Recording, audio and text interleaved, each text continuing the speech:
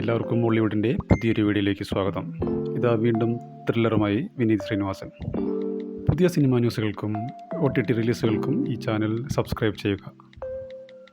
ഹൃദയം, വർഷങ്ങൾക്ക് ശേഷം എന്നീ സൂപ്പർ ഹിറ്റ് സിനിമകൾക്ക് ശേഷം വിനീത് ശ്രീനിവാസനും വിശാഖ് സുബ്രഹ്മണ്യവും ഒരുമിക്കുന്നു. ഇതൊരു ത്രില്ലർ സിനിമയാണ്.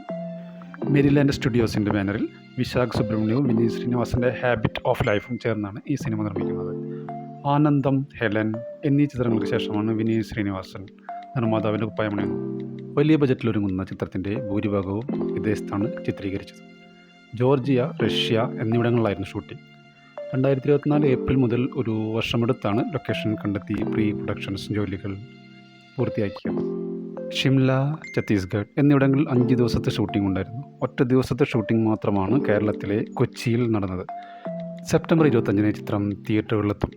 ഷാൻ റഹ്മാനാണ് സംഗീതം. തട്ടത്തിൻമറയത്ത്, തിര, ജേക്കബിൻ്റെ സ്വർഗരാജ്യം എന്നീ ചിത്രങ്ങൾക്ക് ശേഷം വിനീതിനൊപ്പം ജോമോനും ഷാനും ഒരുമിക്കുന്ന ചിത്രമാണിത്. രഞ്ജൻ എബ്രഹാമാണ് എഡിറ്റിംഗ്. നായകനായ നോബൽ ബാബു തോമസ് ആണ് ചിത്രത്തിൻ്റെ തിരക്കഥാകൃത്ത്. ജേക്കബിൻ്റെ സ്വർഗരാജ്യം നിർമ്മിച്ച നോബൽ ബാബു ഹെലൻ്റെ രചയിതാക്കളിൽ ഒരാളായിരുന്നു.